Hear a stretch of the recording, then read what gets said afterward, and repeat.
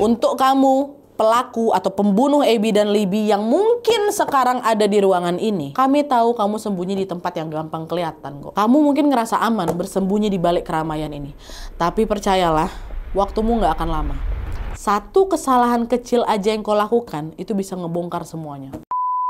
Hai, wassalamualaikum warahmatullahi wabarakatuh. Terima kasih sudah klik video ini. Di malam ini aku akan kembali membawakan sebuah kisah kriminal yang bikin banyak orang sadar kalau terkadang kejahatan itu bukan melulu soal niat tuh, tapi juga soal kesempatan. Macam yang Bang Napi bilang dulu tuh loh, niat jahat bisa aja berubah menjadi tragedi besar. Kisah ini tuh berawal dari dua orang sahabat yang cuma pengen nikmatin waktu bareng di sebuah tempat wisata, tapi siapa sangka momen sederhana itu malah menjadi awal mimpi buruk. Bukan cuma untuk mereka, tapi juga buat warga sekitar yang akhirnya ikutan hidup dalam ketakutan selama bertahun-tahun. Penyelidikan dari kasus ini juga penuh drama kali, wak, panjang, berliku, bahkan sempat salah arah sebelum akhirnya kebenaran pun terungkap.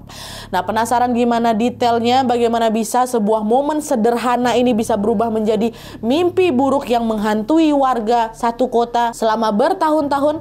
Tanpa berlama-lama, kita langsung masuk aja ke ceritanya ya. Check it out!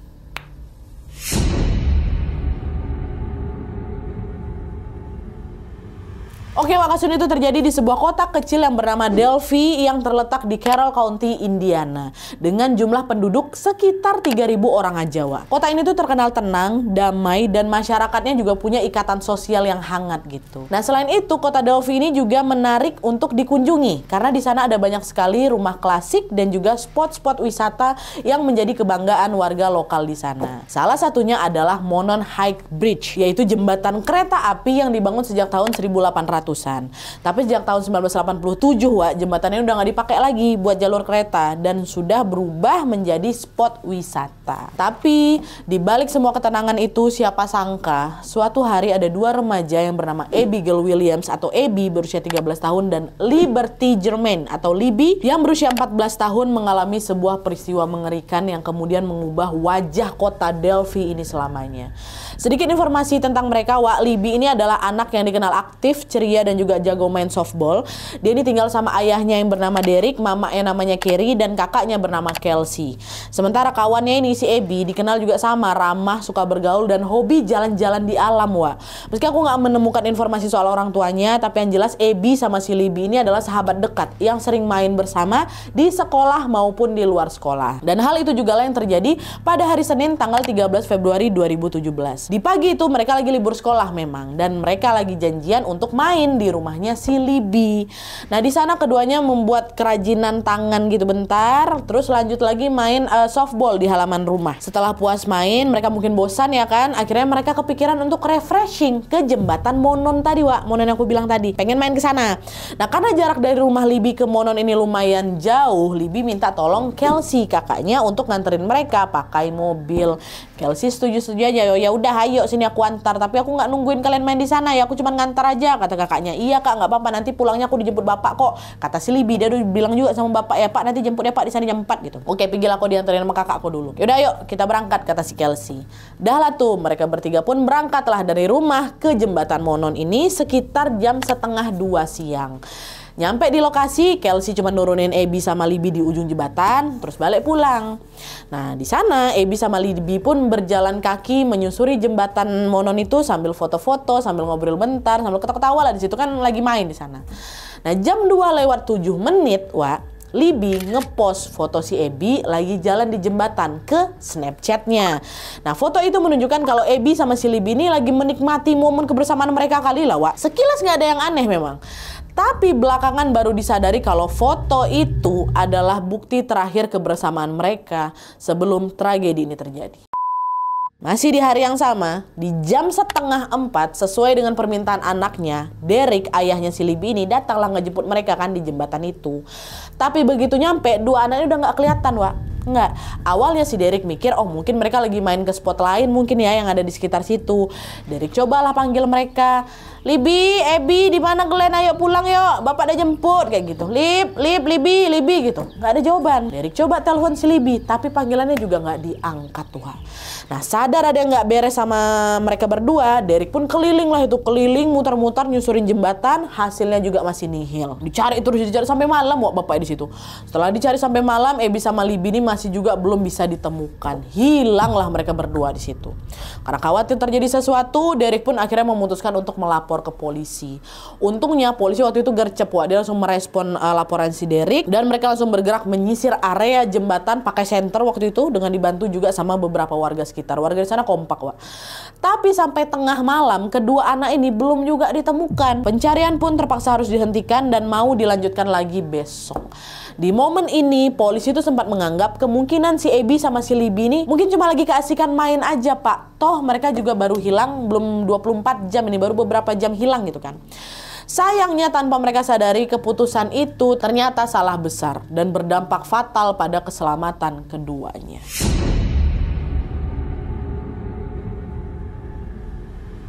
Keesokan harinya di tanggal 14 Februari 2017, polisi bersama warga setempat balik lagi ke lokasi untuk melanjutkan pencarian. Dari pagi, mereka nyisir lah itu area sekitar jembatan, nyusurin jalur hiking sampai ke tepian sungai Deer Creek ada di situ. Pencarian pun berjalan dengan penuh harap sekaligus gak cemas tentunya. Semua orang ini berharap Ebi sama si Libi segera bisa ditemukan dengan selamat ya kan. Tapi sampai menjelang siang, suasana berubah mencekam, Salah satu anggota tim pencari tiba-tiba terdiam pada saat matanya tertuju ke semak-semak yang berada tidak jauh dari aliran sungai yang ada di situ. Di sanalah terlihat ada dua tubuh manusia yang tergeletak. Dengan jantung berdebar, tim pencari pun perlahan merapat untuk bisa memastikan siapa mereka. Dan begitu jaraknya sudah dekat, semua orang langsung terpaku. Ebi, Libi itu, Ebi sama Libi, dua sahabat itu sudah ditemukan dalam kondisi tidak bernyawa. Tubuh mereka berlumuran darah dengan luka tusuk di bagian leher. Mayatnya si Ebi ditemukan berpakaian lengkap, sementara mayatnya Libi ditemukan dalam kondisi tanpa busana. Tapi nggak ditemukan tanda-tanda pelecehan seksual memang, di tubuh keduanya. Cuman satu pakai baju, satu nggak pakai baju.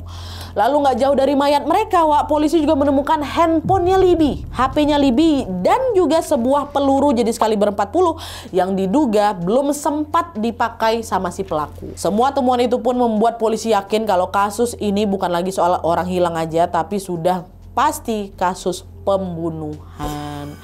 Kabar tewasnya kedua anak remaja ini pun dengan cepat langsung menyebar ke seluruh penjuru kota Delphi ini, warga tuh nggak cuma prihatin aja tapi juga mulai was-was nih, karena artinya pelaku yang udah ngabisi Libi sama Ebi masih bebas di luar sana ya kan. Masyarakat pun segera langsung mendesak polisi untuk cepat menangani kasus ini dan segera menangkap pelaku. Pak, tangkap sekarang Pak. Dan dari sinilah penyelidikan panjang The Delphi Murders yang penuh drama dan teka-teki pun dimulai.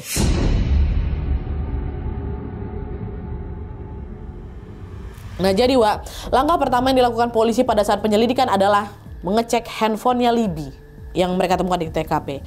Di HP itu polisi lihat ada beberapa foto dan video yang direkam sama Libi di hari kejadian, mulai dari fotonya Ebi, fotonya Libi, pokoknya foto yang masih baik-baik aja lah.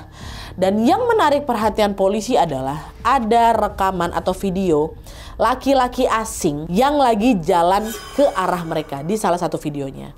Nah, pas rekaman itu diputar, terdengar ada suara laki-laki ngomong, "Hey guys, down the hill," katanya.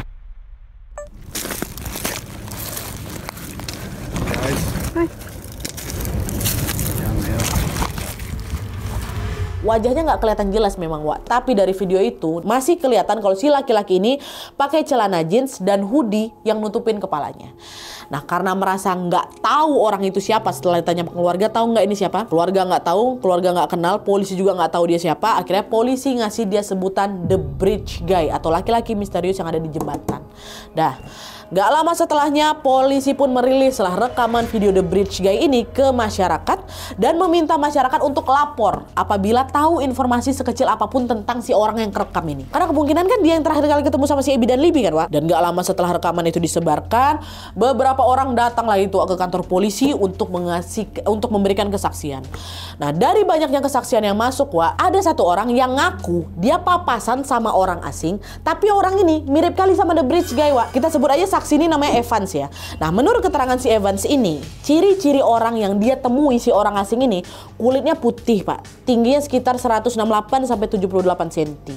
Rambutnya coklat kemerahan. Terus dia pakai celana jeans persis kayak yang aku tengok di videonya si Libby, kata si Evans. Nah, dengar keterangan itu, polisi pun langsung bikin sketsa The Bridge Guy ini, Wak, berdasarkan kesaksian dari si Evans. Nah, udah selesai, sketsa ini disebarkan lagi ke masyarakat kan. Dan sketsa ini juga menjadi titik awal pencarian pelaku. Dan pencarian pertama kali difokuskan pada area terdekat TKP. Kenapa? Karena besar kemungkinan pelaku pasti tinggal nggak begitu jauh dari lokasi kejadian, ya kan? Nah, dari situ polisi telusurilah orang-orang yang dekat TKP yang mirip sama sketsa si Evans tadi. Dan dari proses itulah akhirnya muncul satu orang yang cukup mencurigakan. Namanya Ronald Logan, Wak. Dia berusia 50 tahun yang tinggal hanya beberapa ratus meter aja dari jembatan Monon itu. Selain wajahnya dianggap mirip kayak sketsa, Wak, lokasi mayat Abby sama Libby ditemukan ternyata ada di wilayah pekarangannya si Ronald. Dia memang orang kaya, Wak. Propertinya luas sekali di sekitar jembatan itu. Nah, dari situlah polisi pun langsung menemui Ronald dan nanyain, "Bapak, kami lagi nyelidikin kasusnya Abby sama Libby yang kemarin itu loh, Pak. Bapak bisa ceritain nggak waktu kejadian Bapak lagi ada di mana?" kata polisi. Awalnya Ronald jawab santai aja, Wak. "Oh, waktu itu saya lagi di luar kota, Pak. Saya nggak tahu apa-apa. Kalau Bapak nggak percaya, Bapak bisa tanya sama saudara saya," kata dia kayak gitu. Polisi betulan tanyalah ke saudara yang dia maksud, ya kan. Dan ternyata di situ saudaranya bilang, "Nggak, Pak. Bohong dia. Di hari itu Ronald ada di rumah. Dia nggak di luar kota," kata kayak gitu. Dan pernyataan itu, Wak, juga dibuktikan lewat sinyal HP-nya si Ronald yang nunjukin kalau dia memang ada di rumah waktu Libby sama Abby hilang. Bahkan lewat sinyal HP itu, Ronald juga terlihat sempat jalan-jalan dekat TKP penemuan mayat Abby sama Libby. Makin curiga lah polisi di situ. Udahlah, mukamu hampir sama kayak di sketsa. Kau juga sempat bohong. Sinyal HP-mu pada saat kejadian juga ada di sekitar TKP. Ini jangan-jangan dia nih Bridge Guy-nya nih. Polisi geledah lah langsung rumah si Ronald kan, Wak.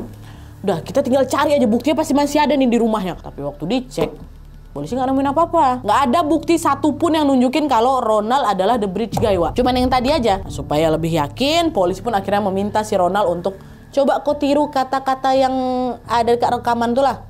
"Guys down the hill." Polisi mau membandingkan suara si Ronald sama rekaman video terakhirnya si Libby tuh, Wak. "Iya, Pak, saya mau. Coba saya tes," gitu. Pas Ronald ngomong kalimat yang sama, "Guys down the hill," ternyata suaranya beda, Wak. The Bridge Guy yang ada di rekaman video itu suaranya lebih berat dan lebih tegas gitu. Sementara suaranya Ronald tuh tipe-tipe suara tipis gitu, Wak. Tipis dan beda lah gitu, suaranya beda. Dan belakangan baru terungkap kalau kenapa si Ronald itu bohong yang pertama gitu, yang bilang dia pergi keluar kota itu. Ternyata sama sekali nggak ada hubungannya sama kasus ini, Wak. Ronald ngaku kalau dia tuh bohong karena dia takut berurusan sama polisi. Soalnya waktu itu dia lagi dalam masa percobaan penjara gitu loh, karena kasus mabuk waktu nyetir. Jadi kebohongan itu cuma buat nutupin status hukumnya aja, Wak. Bukan karena dia terlibat dalam kematiannya Abby sama Libby. Nah, dengan adanya pemeriksaan tadi, maka polisi pun mengesampingkan Ronald sebagai The Bridge Guy. Dia bukanlah orang yang sedang dicari sama polisi. Buntu lagi polisi di situ kan, Wak. Nah, di tengah kebuntuan itu, laporan dari masyarakat ke polisi makin membludak lagi, Wak. Ribuan orang di situ ngaku pernah lihat The Bridge Guy. Kayak saya tengok di sini, saya tengok di sini, saya tengok di situ waktu hari Libby sama Abby ini dinyatakan menghilang gitu, kata mereka. Tapi dari segitu banyaknya informasi, polisi nggak bisa mastiin mana ini yang betul, mana yang cuma sekedar asumsi. Kenapa? Karena kebanyakan laporan itu nggak akurat, Wak, dan nggak bisa diverifikasi kebenaran. Waktu dicek random lagi tuh lah sama mereka, nggak ada yang akurat. Alhasil bukannya membantu, justru laporan-laporan dari masyarakat ini bikin penyelidikannya si polisi jadi jalan di tempat. Lama loh, Wak, itu nggak terungkap sampai 2 tahun kemudian. 2 tahun si kasus ini tuh menemui jalan buntu terus. Polisi pun akhirnya menemukan secercah harapan. Setelah dia sisir ulang lagi rekaman video yang ada di HP-nya si Libby, polisi baru ngeh kalau pelaku berjalan di jembatan yang licin dan terjal itu tanpa kesulitan. Dia bisa nengok, dia kok jalannya santai ya di area itu ya. Nah, dari situ polisi yakin besar kemungkinan pelaku adalah warga lokal yang udah hafal jalur jembatan. Makanya dia bisa biasa aja jalan di situ. Kalau kita kan masih ada ongleh-ongleh kalau jalan dekat atasnya kayak gitu-gitu kan. Wah, ini enggak, dia santai gitu jalannya. Bisa jadi dia warga lokal nih. Nah, di situ polisi mencoba taktik psikologis, Wak. Karena kalau memang orangnya ini orang lokal, berarti dia masih tinggal di sekitar Delphi ya kan. Kota kecil dengan penduduk cuma sekitar 3.000 orang aja. Artinya tiap hari si pelaku ini hidup di tengah orang-orang yang mungkin bisa mengenali ciri-cirinya. Atau bahkan mungkin udah ada juga yang curiga sama gerak-geraknya. Nah, tekanan psikologis inilah yang coba dimanfaatkan sama polisi. Di mana kepala polisi yang bernama Dok Carter, Wak, kemudian mengadakan konferensi pers yang tujuannya bukan sekedar buat ngasih update ke masyarakat aja, tapi juga menjadi strategi untuk menggoyangkan mental si pelaku. Biar dia bisa merasa terpojok dan akhirnya mau menyerahkan diri. Niatnya kayak gitu. Polisi nggak bilang kami curiga bagian jalan nggak. Dia macam mau mainkan psikologis atau emosi si pelaku lah, Wak. Jadi di konferensi itu si Carter ini berdirilah di depan kamera, dia bilang, untuk kamu pelaku atau pembunuh Abby dan Libby yang mungkin sekarang ada di ruangan ini, kami tahu kamu sembunyi di tempat yang gampang kelihatan kok. Kamu mungkin ngerasa aman bersembunyi di balik keramaian ini. Tapi percayalah, waktumu nggak akan lama. Satu kesalahan kecil aja yang kau lakukan itu bisa ngebongkar semuanya. Macam digitukan sama polisi, Wak.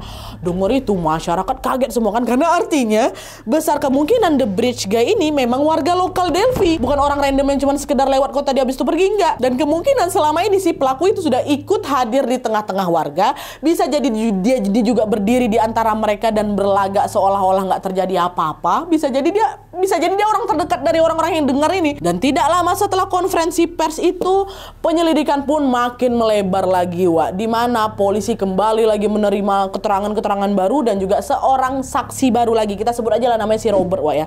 Si Robert ini mengaku dia sempat papasan lagi dengan The Bridge Guy di hari Libby hilang. Cuma memang ciri-ciri The Bridge yang disebutkan sama si Robert ini beda, Wak, sama keterangan yang dikasih tahu sama si Evans, si saksi pertama tuh loh. Menurut Evans kan The Bridge Guy ini wajahnya putih, terus dia bilang juga agak tua, Wak. Tapi kalau menurut Robert, wajahnya The Bridge Guy ini justru muda, usia sekitar paling 20-30-an tahun lah, Wak. Nah, di sini polisi lebih yakin sama kesaksian si Robert. Kenapa? Karena Robert mengaku dia nengok The Bridge Guy ini dari jarak dekat, betul-betul dekat gitu loh, bukan sekilas seperti laporan-laporan lain yang masuk gitu. Dia nengoknya lebih dekat gitu. Nah, perbedaan inilah yang bikin polisi akhirnya memutuskan untuk membuat sketsa baru lagi berdasarkan informasi dari Robert. Tapi sayangnya sketsa baru itu nggak banyak membantu juga, Wak. Karena ternyata ciri-ciri atau sketsa wajah baru dari si Robert ini, wajahnya terlalu umum. Ya laki-laki muda, rambutnya pendek, matanya bulat biasa tanpa ciri-ciri khas, hidungnya standar, nggak mancung, nggak juga pesek, bibirnya pun terlihat tipis normal gitu ya, tanpa bentuk yang menonjol kayak gitu. Jadi sketsa itu mirip sama banyak laki-laki di kota Delphi malah. Ya meskipun disebar ke publik, polisi tetap kesulitan juga mencari orang yang cocok dengan sketsa itu karena mukanya muka umum, Wak. Karena hasilnya nih lagi penyelidikannya buntu lagi. Nah di sini nih kesabaran masyarakat betul-betul udah macam habis gitu loh, Wak. Mereka bukan cuma sekedar kecewa sama kasusnya yang nggak juga terungkap, tapi mereka juga terpaksa hidup dalam ketakutan selama 2 tahun belakangan kan. Bayangin aja, Wak, pelaku itu bisa jadi masih berkeliaran kan di sekitar mereka. Mungkin dia ikut belanja di toko yang sama, mungkin dia ikutan nongkrong di tempat yang sama. Kok lama kali kalian nangkapnya nih? Bukti udah ada, sketsa udah ada, informasi udah ada 2 tahun loh ini. Ngapa kalian masih bingung juga? Tekanan ini pun menjadi makin besar lagi karena kasusnya ini menyeret nama baik kepolisian, Wak. Mau nggak mau polisi pun harus mutar otak lagi supaya bisa menemukan jalan keluar. Sampai akhirnya di tahun 2021 atau 4 tahun setelah kejadian ini, polisi kepikiran untuk menggali ulang jejak digital korban lebih dalam lagi, Wak. Mereka pun nyari tahu lagi isi HP dan juga media sosialnya si Libby. Sebelum-sebelumnya mereka udah ngecek juga, Wak, sosial media, HP segala macam, nggak ada yang mencurigakan. Tapi di tahun 2021 ini mereka coba cek lagi. Berharap ada percakapan yang bisa ngasih petunjuk penting lah gitu kan. Coba cek lagi, cek lagi apa semuanya. Dan dari penelusuran digital yang tahun 2021 ini, Wak, polisi akhirnya nemu ada satu bukti penting yang dulu sempat terlewat dari penyelidikan. Nah, bukti ini adalah chat antara Libby dengan akun Snapchat yang bernama Anthony Shots ya. Dari foto profil si Anthony ini, dia kelihatan remaja tampan, ganteng kali, keren, badannya kekar. Tipikal pemuda yang pasti bakal idam-idamkan sama gadis remaja seusia Libby sama Abby lah gitu, Wak.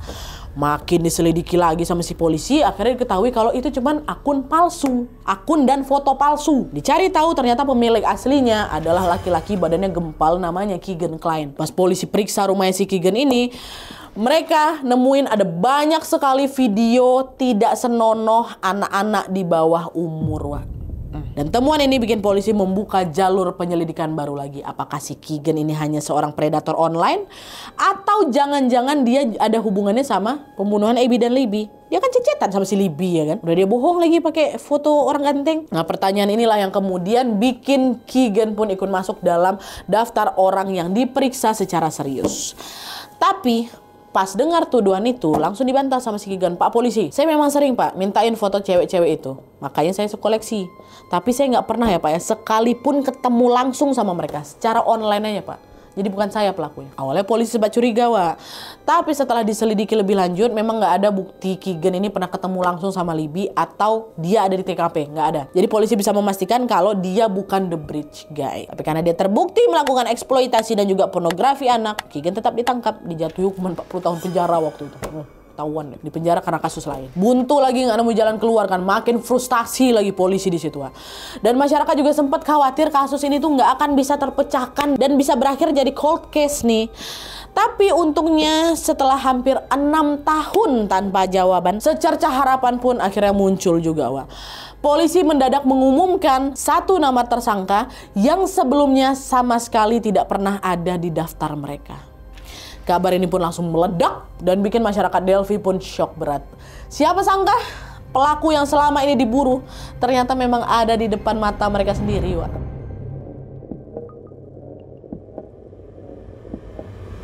Setelah berkali-kali menemui hambatan ya kan, polisi pun nggak berhenti kerja keras untuk mengungkap kasus ini, Wak. Masih terus dicari-cari sama polisi selama bertahun-tahun ini. Kegagalan demi kegagalan itulah yang bikin mereka ngecek ulang lagi ya kan, semua bukti dan juga petunjuk yang mungkin luput dari penyelidikan.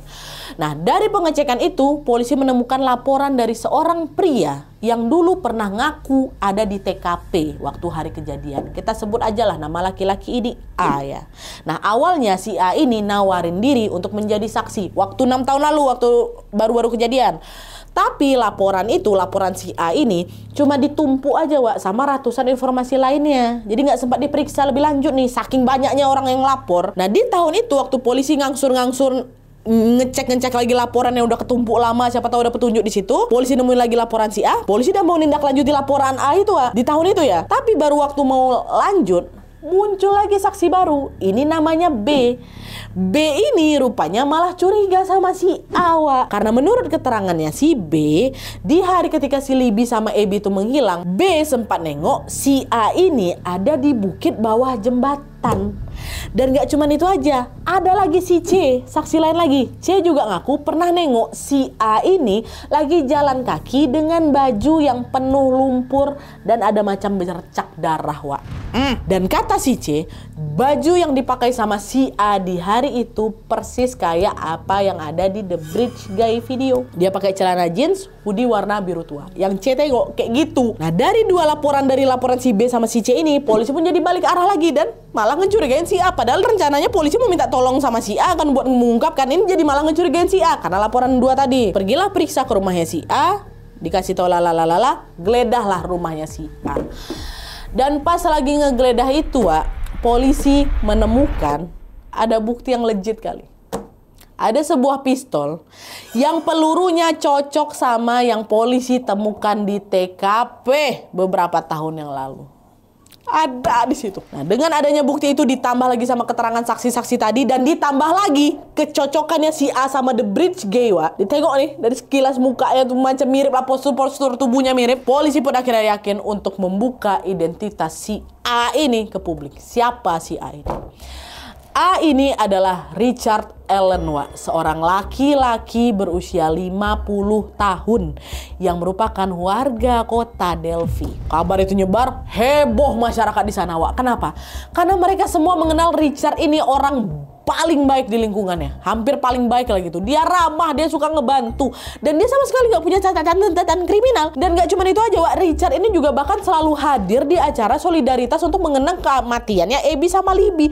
Pokoknya dari luar si Richard ini kelihatan memang macam orang baik-baik kali, Wak. Makanya dari awal penyelidikan polisi nggak pernah curiga sama dia, masyarakat juga nggak curiga sama dia. Tapi di rumah dia lah, Wak, senjata dari Abby sama Libby ditemukan. Waktu ditanya, Richard menyangkal lah semua itu. Dia bilang, saya bukan the bridge guy, Pak. Semua bukti-bukti ini ngarahnya ke kau, Richard. Pertama, di laporan beberapa tahun lalu, kau ngaku kalau kau memang lagi ada di jembatan Monon kan. Makanya kau mau bantu kami ica-icanya. Itu untuk kau cuci tangan aja kan, biar kami nggak curiga samamu kan. Terus yang kedua, setelah rumah kau kami periksa, kami menemukan ada pakaianmu yang cocok sama rekaman di HP-nya si Libby. Jaket birumu ada, celana jeans kau ada, topi kau bahkan ada.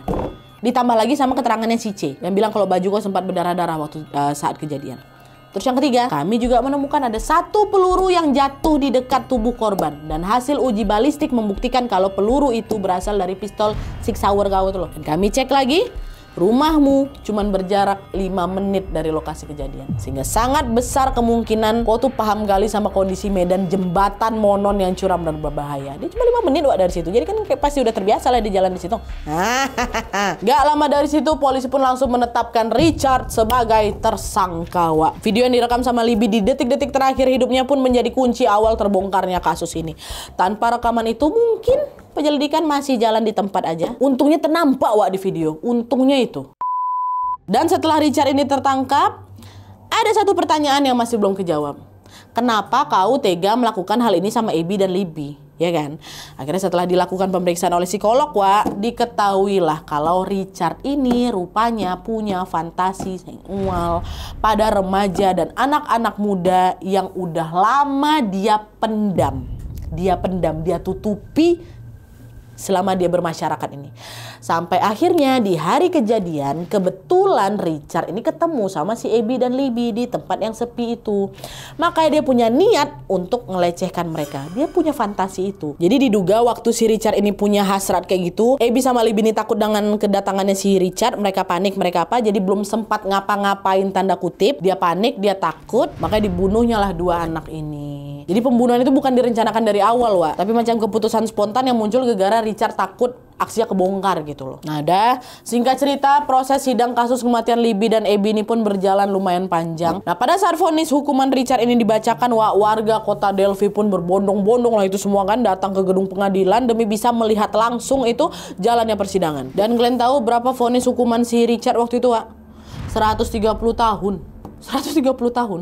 Waktu dengar ini mereka langsung lega karena pelaku yang selama ini bikin mereka was-was pun akhirnya dapat hukuman yang setimpal. Dan sejak tragedi mengerikan itu, banyak sekali orang tua di Delphi yang langsung melarang anak-anak mereka main sendirian, terutama di area jembatan Monon tuh lah. Dan setiap tahun kota ini juga rutin mengadakan acara peringatan untuk Abby dan Libby. Warga biasanya bakal masang kayak lampu orange gitu, Wak, di teras rumah mereka masing-masing sebagai simbol solidaritas bahwa di kota ini pernah terjadi peristiwa sadis yang merenggut nyawa dua gadis tidak berdosa. Buat warga Delphi, tragedi ini selamanya menjadi memori kelam yang tidak akan pernah hilang dari ingatan mereka seumur hidupnya. Oke, Wak, jadi itu tadi kisah penghilangan nyawa yang menimpa dua gadis remaja bernama Abby dan juga Libby. Dua sahabat yang harusnya masih punya banyak mimpi, tapi hidup mereka diputus di jalur hiking jembatan Monon ini kan. 6 tahun lamanya keluarga mereka menunggu jawaban, dan 6 tahun juga kota Delphi hidup dalam bayang-bayang ketakutan. Dan hari ini pelakunya sudah diadili, sudah dipenjara, tapi luka yang ditinggalkan gak akan pernah hilang selamanya tentunya. Semoga Abby dan Libby tenang di sana, dan semoga kita semua selalu ingat untuk menjaga orang-orang yang kita sayang, karena kita gak akan pernah tahu kapan sebuah momen itu bisa menjadi pertemuan terakhir, Wak. Oke, jadi sekian dulu videonya. Terima kasih banyak yang sudah menonton. Kalau kalian suka video ini, klik like-nya. Jangan lupa komen di bawah tidak ada, dan saran-saran video selanjutnya. Jangan lupa nyalain notifikasinya supaya kalian tahu kalau aku upload video baru. And as always, jangan lupa untuk klik tombol subscribe supaya kalian sama-sama tahu informasi menarik dan menegangkan dari channel aku. See you next video, Wak. Bye.